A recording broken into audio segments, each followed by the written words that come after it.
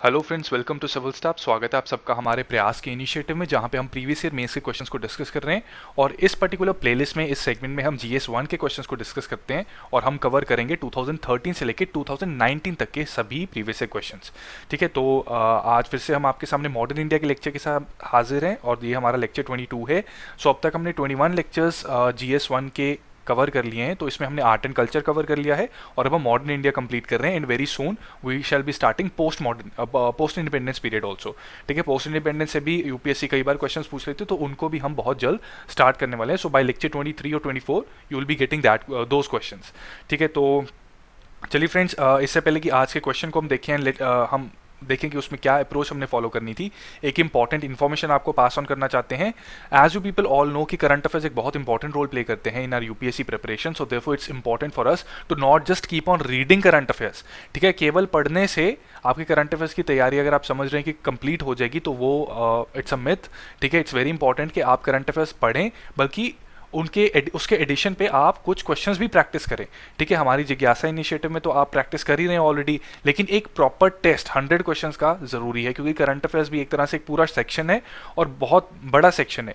तो हमने अपनी एक टेस्ट सीरीज इसी पर्पस के साथ इसको इनिशिएट किया है। That test series is known as Parishram 2020, right. और इसमें आपको 100 क्वेश्चंस मिलेंगे consisting of current affair questions. So total you will be getting 24 full length tests with 100 MCQs each.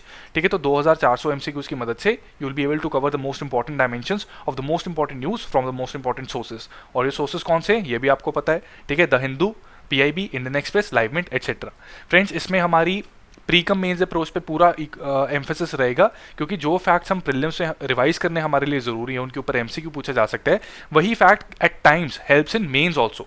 ठीक है, मेंस के आंसर में अगर हम कोई इंपॉर्टेंट स्टेटिस्टिक डाल दें, कोई इंपॉर्टेंट कमेटी का नाम डाल दें, या फिर कोई इंपॉर्टेंट ग्राफ उसमें ऐड कर दें, तो वो हमारे आंसर की वैल्यू एनरिचमेंट करता है, वैल्यू एडिशन करता है, और उसमें हमें कुछ एक्स्ट्रा मार्क्स डेफिनेटली मिलते हैं।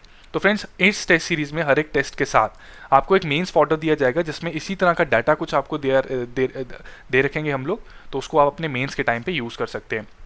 इसमें आपको ऑनलाइन क्विज मिलेगा, कॉम्प्रिहेंसिव एक्सप्लेनेशन की पीडीएफ फाइल मिलेगी, क्वेश्चन पेपर की पीडीएफ फाइल मिलेगी, ताकि अगर आप ऑफलाइन अटेम्प्ट उसको करना चाहते हैं तो उसका प्रिंट निकाल के आप अटेम्प्ट कर सकें। और जो क्वेश्चन पेपर है वो फ्रेंड्स इंग्लिश और हिंदी दोनों में रहेगा। Explanation on the other hand that will only be in English, right. और जो बच्चे विद वीडियो सोल्यूशंस वाले कोर्स में एनरोल करते हैं, उनको वीडियो एक्सप्लेनेशन भी मिलेगी हर एक टेस्ट की। ठीक है, तो ये हमारी इन्फॉर्मेशन थी। डिस्क्रिप्शन में आपको इंपॉर्टेंट लिंक्स यहाँ पे दे रखे हैं हमने, तो उन लिंक्स को चेक करके you can see the sample course of this particular test series and enroll according to your need, right. तो क्वेश्चन को देखते हैं हम। फ्रेंड्स, ये क्वेश्चन पूछा गया था 2013 में और ये टफ क्वेश्चन था। ठीक है, this was in fact a very tough question. और यहाँ पे आप सबको शायद हमने बता रखा है पहले भी कि मेंस में भी जिस तरह यूपीएससी के प्रीलिम्स में 3 तरह के क्वेश्चंस होते हैं, एक जिस पे हम बिल्कुल श्योर शॉट हमें आता है और हम कर सकते हैं, एक होता है जिस पे हम थोड़ा डाउटफुल होते हैं, और एक जिसके बारे में हमने सुना भी नहीं होता। तो ये फ्रेंड्स ऐसा क्वेश्चन था जो इस कैटेगरी में आता था, और मेंस में इस कैटेगरी में आने का मतलब है that it is a difficult question. ये कैटेगरी बहुत रेयर आती है जिसमें आप डाउट होता है, आपको सफिशिएंट मटेरियल नहीं होता आपके पास। वो कैटेगरी एक ऐसी कैटेगरी जिसमें आपको थोड़ी कहानी बनानी पड़ती है। ठीक है, तो जितनी भी लिमिटेड इन्फॉर्मेशन है आपके पास, वो आपको यूज करनी है rather than leaving this question. ठीक है, this is a tough question. इस क्वेश्चन को एक बार पढ़ लेते हैं ताकि आपको ये समझ लग जाए कि मुश्किल क्यों था। ये क्वेश्चन कह रहा है that several foreigners made India their homeland and participated in various movements, analyse their role in Indian struggle for freedom.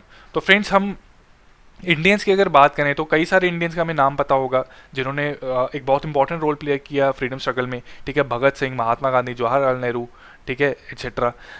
लेकिन फॉरेनर्स, उन्होंने भी कुछ ऐसे फॉरेनर्स थे जिन्होंने इंडिया को अपना घर बना लिया और इंडिया के फ्रीडम स्ट्रगल में बहुत अहम भूमिका निभाई। अब इसमें ज़्यादातर बच्चों को सिर्फ एक ही नाम याद होगा, एनी बेसेंट। लेकिन क्या क्वेश्चन ने सिर्फ एनी बेसेंट के बारे में पूछा? No, you have to tell many other people. ठीक है, और भी कई फॉरेनर्स हैं who made India their home. ठीक है, कई बच्चों को शायद ए.ओ. ह्यूम भी याद आएगा कि कांग्रेस को सेटअप करने में तो उन्होंने ही काम किया था, but he was not such a foreigner who made India his homeland. ठीक है, उनकी मृत्यु इंग्लैंड में ही हुई थी, वो थोड़ी देर के लिए यहाँ पे थे, he went back to England. ठीक है, तो इसको हम अपने इस आंसर में यूज नहीं कर सकते। तो इस वजह से due to shortage of facts, due to लेक्यूना in facts, ये क्वेश्चन थोड़ा टफ था। ठीक है, तो हम अपने स्थापना के इनिशिएटिव में, आप जानते हैं कि मॉडर्न इंडिया हम वहां भी कवर कर रहे हैं, तो we will definitely cover an important topic, foreigners in Indian freedom struggle, जिसमें हम कुछ मोस्ट इंपॉर्टेंट फॉरेनर्स की एग्जाम्पल देंगे जिन्होंने बहुत इंपॉर्टेंट रोल प्ले किया है इंडिया के फ्रीडम स्ट्रगल में। ठीक है, उसके बेसिस पे एमसीक्यू तो पूछा जा ही सकता है, लेकिन इस तरह के मेंस के क्वेश्चन में भी वो काफ़ी मददगार साबित होता है। तो हमें काफ़ी सारा आपको फॉर्डर मटेरियल, जो कोर नॉलेज है इस क्वेश्चन को आंसर करने की, वो वहाँ मिल सकती है। ठीक है, बट स्टिल विल ट्राई कि इसमें इस पर्टिकुलर लेक्चर में हम समझ सकें कुछ ऐसी एग्जाम्पल और सोच सकें कि किस तरह से हम आंसर कर सकते थे इसमें। ठीक है, तो इसमें कीवर्ड्स बेसिकली फ्रेंड्स, कीवर्ड्स यही है कि आपने ये समझना कि दो लाइंस में ये क्वेश्चन डिवाइडेड है। पहली लाइन है several foreigners made India their homeland and participated in various movements. पहले तो ये देखिए, आपने इस लाइन को इलैबोरेट और सब्सटैंशिएट करना है। ठीक है, इन्यूमरेट तो यूपीएससी ने ही कर दिया। ठीक है, हमने पिछले लेक्चर में पढ़ा था, अगर आपने वो लेक्चर नहीं देखा तो आई बटन पे क्लिक करके you can find the playlist and you can watch lecture 21। ठीक है, उसमें हमने 3 इंपॉर्टेंट स्टेप्स मेंशन किए थे। एन्यूमरेट, जिसमें हम सिर्फ डिस्क्राइब करते हैं एक आर्ग्यूमेंट, उस आर्ग्यूमेंट को फिर ज़रूरी है कि हम इलैबोरेट करें और इलैबोरेट करने के बाद सब्सटैंशिएट करें। तो ये 3 स्टेप्स अगर आप फॉलो करते हैं तो आपका मेंस का आंसर कंप्लीट माना जाता है और एग्जामिनर आपको अच्छे मार्क्स देता है। ठीक है, तो इसमें इन्यूमरेट तो यहीं पे कर दिया है, तो हमने अपने इंट्रोडक्शन में चाहे कर सकते हैं या बॉडी में, हमने इस पर्टिकुलर आर्ग्यूमेंट को, इस स्टेटमेंट को क्या करना है, इलैबोरेट करना है। ठीक है, नेक्स्ट ये कह रहा है analyse the role in the freedom struggle for India.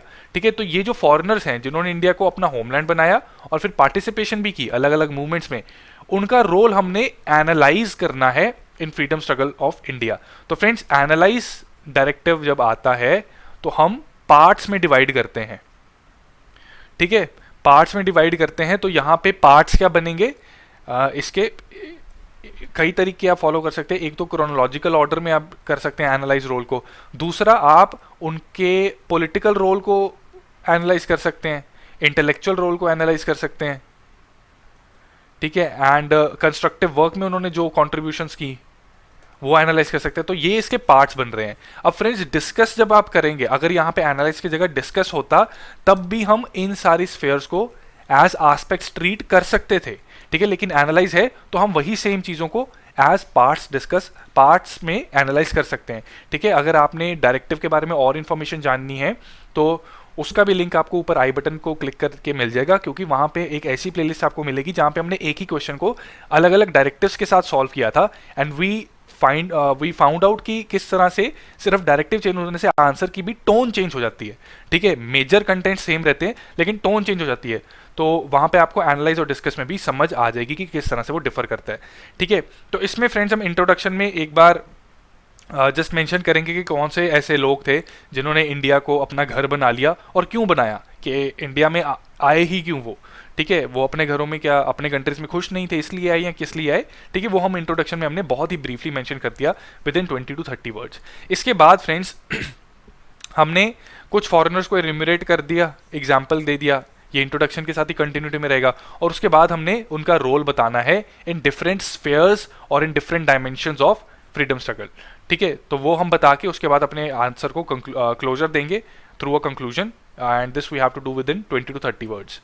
तो फ्रेंड्स, इसमें पिटफॉल जो हैं वो ये हैं बेसिकली कि सबसे पहले तो सिर्फ एनी बेसेंट के बारे में बात नहीं करनी, we should at least talk of 2, 3 और 4 such people who made India the homeland and contributed to the freedom struggle of India. ठीक है, और दूसरा, हमने कुछ ऐसे फॉरेनर्स का रेफरेंस देने से अवॉइड करना है जिन्होंने कंट्रीब्यूट तो किया इंडिया के फ्रीडम स्ट्रगल में लेकिन इंडिया को होमलैंड नहीं बनाया। वाई? बिकॉज क्वेश्चन में सिर्फ उन्हीं के बारे में पूछा गया है जिन्होंने इंडिया को अपना होमलैंड बना लिया था। ठीक है, ऑल्सो उनके रोल को हमें पार्ट्स में डिस्कस एनालाइज करना है, क्योंकि डायरेक्टिव यहाँ पे कुछ इस प्रकार का है, रैंडमली आप कुछ भी मतलब अगर आपके आंसर में फ्लो नहीं बन रहा, आपका आंसर केओस है, फ्रेगमेंटेड है, कि एक तरफ आप कुछ बात कर रहे हैं, एक तरफ सीधा 1947 पे चल गए और उसके बाद फिर 1850s के पास आ गए। ठीक है, ये चीज़ हमने अवॉइड करनी है। हमने पार्ट्स प्रॉपरली दिमाग में सोचने हैं बिफोर स्टार्टिंग आवर आंसर, और उसके बाद उसको फॉलो करना है स्ट्रिक्टली। तो इंट्रोडक्शन में अब फिर इसमें क्या लिख सकते हैं? Introduction in friends, we will write that India had attracted many philanthropist and social activist from all around the world. क्या कर दिया आपने? डिस्क्राइब कर दिया। This is what enumerate. Enumerate में आपने क्या किया कि जो आर्ग्यूमेंट क्वेश्चन में दी हुई थी उसका एक रीजन बता दिया कि why they came to India and why did they make India their homeland. ठीक है, तो इसमें आपने एन्यूमरेट किया ठीक है, थोड़ा सा इलेबोरेट करेंगे और थोड़ा सब्सटैंशिएट करेंगे। तो यहाँ पे फ्रेंड्स हम इलेबोरेट और सब्सटैंशिएट को हमने इकट्ठा मर्ज कर दिया। यहाँ पे अपने साथ ही एग्जांपल दे दी कि for example Annie Besant, Catherine Heilemann, Meera Alphonso, Nalini Sen Gupta who married James N. Gupta and came to India, Deenbandhu Andrews etc. They came to India primarily for social service. ठीक है, तो यहाँ पे primarily for social service, this has been elaboration and these examples have been they are accordingly the substantiation. ठीक है, but the brutal exploitation of Indians at the hand of British prompted these foreigners to join Indians in their struggle for freedom. As a result, many of them made India their homeland and played a crucial role in India's independence. तो overall answer के point of view से आपकी जो introduction है वो बन गई enumerate. आपने एक आर्ग्यूमेंट पास कर दी कि कुछ सर्कमस्टांसेस की वजह से इंडिया ने अट्रैक्ट किया ऐसे फॉरेनर्स को। वो जब यहाँ पे आए उन्होंने देखा कि ब्रिटिश एक्सप्लॉइट कर रहे हैं इंडियंस को, तो उन्होंने इंडिया को अपना घर बना लिया और कंट्रीब्यूट किया फ्रीडम स्ट्रगल में। इसके बाद फ्रेंड्स एक कनेक्टिंग लाइन ऐड करनी बहुत ज़रूरी है सो दैट आपके आंसर में एक फ्लो मेंटेन रहे। ठीक है, तो और एग्जामिनर को भी आपके आंसर को पढ़ने में मजा आए। तो फ्रेंड्स यहाँ पे आप कनेक्टिंग लाइन के तौर पे ऐड कर सकते हैं that these foreigners participated in various movements in India. अगर आपको कुछ मूवमेंट्स याद हैं, फॉर एग्जांपल आप ब्रैकेट में सिर्फ होम रूल लिख दें, और ये सबको पता होगा कि इसमें एनी बेसेंट का काफ़ी इंपॉर्टेंट रोल था, ब्रैकेट में होम रूल एक्सेट्रा। ठीक है, तो एग्जामिनर समझाएगा कि हाँ आपके पास इंफॉर्मेशन है बट वर्ड्स की शॉर्टेज की वजह से आप you are restraining yourself. ठीक है, and the role in India struggle for freedom can be analysed as follows. यहाँ पे अब एनालाइज लिखना है, डिस्कस नहीं लिखना। ठीक है, तो हमने अब इलेबोरेशन जब करनी है तो इलेबोरेशन में हमने पार्ट्स बता दिए। ठीक है, आंसर के पॉइंट ऑफ व्यू से इंट्रोडक्शन क्या बन गई हमारी, एन्यूमरेशन। ठीक है, अब ये जो पॉइंट्स हैं political leadership, constructive work, influential role, intellectual role, ये क्या बन गए, ये बन गई इलेबोरेशन। अब फर्दर इनके पार्ट्स के अंदर हम करेंगे सब्सटेंशिएशन कि अगर पॉलिटिकल रोल, एक इंपॉर्टेंट पॉलिटिकल रोल उन्होंने प्ले किया तो कैसे किया। ठीक है, एग्जाम्पल देंगे। फिर कंस्ट्रक्टिव वर्क में क्या किया उन्होंने, एग्जाम्पल देंगे। सिमिलरली इंटेलेक्चुअल रोल और इन्फ्लुएंशियल रोल, वहां पे भी हम कुछ एग्जाम्पल्स देंगे। तो पॉलिटिकल लीडरशिप में फ्रेंड्स आप जानते हैं कि एनी बेसेंट ने एक बहुत इंपॉर्टेंट रोल प्ले किया था to bridge the split between moderates and extremist. ठीक है, और उसके बाद उन्होंने होम रूल लीग में भी अपनी कॉन्ट्रीब्यूशंस की and along with that she also presided over the Calcutta session of 1917। Annie Besant के साथ साथ Nellie Sen Gupta, this is Nellie Sen Gupta, she was a foreigner who married Jatindra Mohan Gupta and both came to India and contributed to the freedom struggle. ठीक है, तो नेली सेन गुप्ता भी ऐसी महिला थी जिनकी रूट्स इंडियन नहीं थी but she presided the Congress session of 1933 और ये सेशन भी कैलकाटा में हुआ था। अब ये दो फैक्ट्स फ्रेंड्स आपके प्रीलिम्स के लिए इंपॉर्टेंट है, मेंस के लिए इंपॉर्टेंट है कि उनको एज एन एग्जांपल यूज करना। ठीक है, और इस तरह से प्री मेंस की कंबाइंड तैयारी होती है। ठीक है, तो पॉलिटिकल लीडरशिप में you can write some of these foreigners who made India their home provided an active political leadership at times of need. For example rift created bracket में you can mention post Surat session 1907 was bridged with the efforts of Annie Besant who also provided an active leadership during home rule movement और bracket में उसका year लिख देना। History के जितने भी questions आपने लिखने हैं तो उसमें ईयर लिखेंगे तो एग्जामिनर पे एडिशनल इंपैक्ट पड़ता है। ठीक है, सिमिलरली आप उसकी बाकी कॉन्ट्रीब्यूशंस लिख सकते हैं कि पॉलिटिकल लीडरशिप कैसे मिली and then you can go to constructive work. Constructive work में you can write that in addition to the political leadership these foreigners also added in the constructive work. Many such foreigners were associated with the constructive activities under Mahatma Gandhi. For example, Madeline Slade, जिनको मीराबेन के नाम से लोग जानना शुरू हो गए कि जब उन्होंने इंडिया को अपना घर बना लिया और कंस्ट्रक्टिव वर्क करना स्टार्ट हो गया तो इंडियंस अब उनको अपने साथ और एसोसिएट करने के लिए उनको इंडियन नेम के साथ कॉल करना शुरू कर दिया उन्होंने, जैसे मीराबेन। ठीक है, she played a very important role in setting up Sevagram near Wardha. ठीक है, ये इंपॉर्टेंट रोल है फ्रेंड्स, ये प्रीलिम्स से पूछा जा सकता है। ठीक है, इसके बाद इसी तरह से मार्गरेट एलिजाबेथ नोबेल, ठीक है, she was another such foreigner, she criticise racial policies of British and help during Bengal famine and plague epidemics and work for the upliftment of women. ठीक है, तो ये कंस्ट्रक्टिव वर्क में भी इन फॉरेनर्स ने काफ़ी इंपॉर्टेंट रोल प्ले किया। ठीक है, एंड फ्रेंड्स पर्टिकुलरली यहाँ पे आप देखेंगे कि जितनी एग्जाम्पल हमने दी हैं वो विमेन की हैं। ठीक है, विमेन की एग्जाम्पल्स हमने डेलिबरेटली दी हैं क्योंकि यूपीएससी ने अगर ऐसा जनरल क्वेश्चन पूछ लिया है, हमें कोई ऐसा आश्चर्य नहीं होगा अगर वो 2020 के मेंस में स्पेसिफिकली फॉरेनर वुमेन के ऊपर क्वेश्चन पूछ ले। ठीक है, कि contribution of women in freedom struggle में अगर ऐसा जनरल क्वेश्चन आ गया तो इंडियन विमेन के बारे में तो बताएंगे ही आप, foreigner women who played a important role उनका भी आप मेंशन करेंगे। तो यही डेलिब्रेट एग्जांपल्स आपको इसी प्रकार की दी हैं। ठीक है, do use them if needed. इसके बाद इन्फ्लुएंशियल रोल में we will give the example of Charles Freer also known as Deen Bandhu Andrews. And अगर आप में से कई बच्चों ने माई एक्सपेरिमेंट्स विद ट्रुथ ये बुक पढ़ रखी है, महात्मा गांधी की ऑटोबायोग्राफी, तो उसमें इनका जिक्र मिलता है। ठीक है, तो इसके लिए हमारे पास नॉलेज चाहे कहीं से भी आए, हमने यूज़ करना है। तो सिंस मैंने एक्चुअली बुक पढ़ रखी है, तो इसलिए चार्ल्स फ्रियर और दीन बंधु एंड्रयूज का आई कुड रिकॉल। ठीक है, तो यहाँ पे आप अगर आपको याद रहता है तो इसका जरूर मेंशन कीजिए, अगर याद नहीं है तो अब इसको याद कर लीजिए। ठीक है, तो there you can write that many of these foreigners use their influence in England as well to arouse public opinion against the colonial exploitation. ठीक है, तो चार्ल्स फ्रियर या फिर दीन बंधु एंड्रयूज जो थे, उन्होंने अपना इंग्लैंड में जो इन्फ्लुएंस था उसको यूज़ किया, लोगों के बीच में एंटी कॉलोनियल सेंटिमेंट जगाया और फोर्स करते थे वो अपनी गवर्नमेंट को to end colonial rule in India. He even negotiated with the government in England for Gandhi जीज रिलीज फ्रॉम द प्रिजन। ठीक है, तो ये एक इंपॉर्टेंट चीज़ है। ठीक है, तो इन्फ्लुएंशियल रोल भी उन्होंने काफ़ी प्ले किया, क्योंकि गांधी जी लीडर थे, उनको जेल से रिलीज करवाने में इन्होंने काफ़ी इंपॉर्टेंट रोल प्ले किया था। तो अल्टीमेटली इंडियन फ्रीडम स्ट्रगल में भी इंपॉर्टेंट रोल था। इसके बाद इंटेलेक्चुअल रोल में there were many such foreigners who made India their homeland, they contributed to the intellectual growth in India. ठीक है, कैसे? By writing brilliant articles in various newspapers and journals to arouse nationalist sentiment among Indians. For example, Madeline Slade की ही example लेते हैं। She wrote many articles in Young India, Harijan, The Statements, Times of India, Hindustan Times, etc.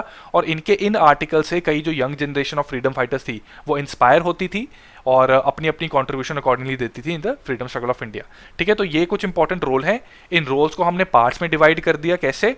Political role कैसे play किया, constructive role कैसे play किया, या फिर social role कैसे प्ले किया, इन्फ्लुएंशियल रोल क्या था, इंटेलेक्चुअल रोल क्या था। तो हमने एक एनालिसिस कर दिया कि इन ऐसे फॉरेनर्स का जो जिन्होंने इंडिया को होमलैंड बना लिया था, उन्होंने इस तरह से अपना रोल इंडियन फ्रीडम स्ट्रगल में प्ले किया।